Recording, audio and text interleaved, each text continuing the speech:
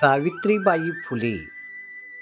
सावित्रीबाई फुले या भारतातील आद्य स्त्री शिक्षिका आहेत.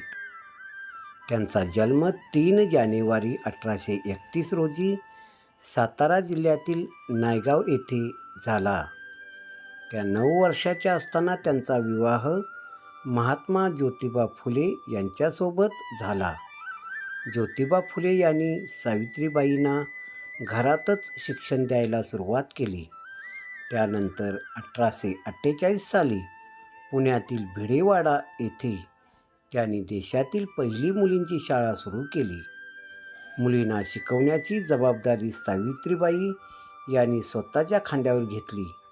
त्यांच्या या कार्यास कर्मठ लोकांनी खूप विरोध केला.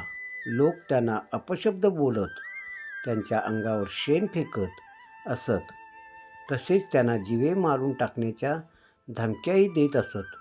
मात्र मनात कोणतीही भीती न ठेवता सावित्रीबाईंनी आपले शैक्षणिक व सामाजिक कार्य सुरूच ठेवले. त्यांनी अस्पृश्यता, सतीप्रथा, बालविवाह आणि विधवा विवाह या विषयावर अनमोल असे कार्य केले.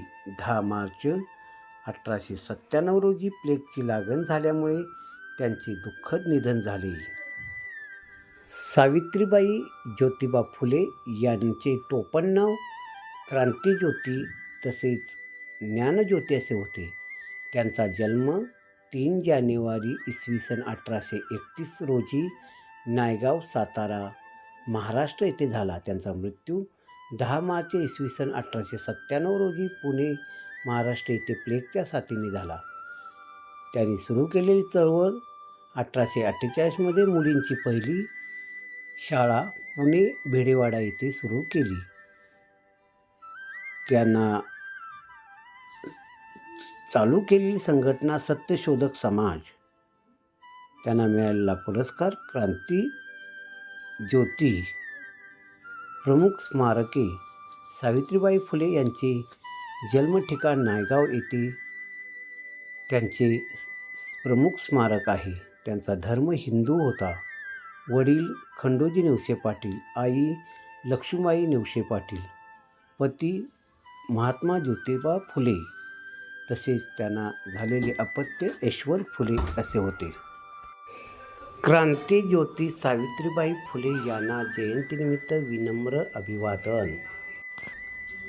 भारतीय स्त्री मुक्तीच्या व स्त्री शिक्षणाच्या प्रणेत्या प्रथम शिक्षिका सावित्रीज्योती सावित्रीबाई फुले यांच्या पुण्यतिथीनिमित्त विनम्र अभिवादन.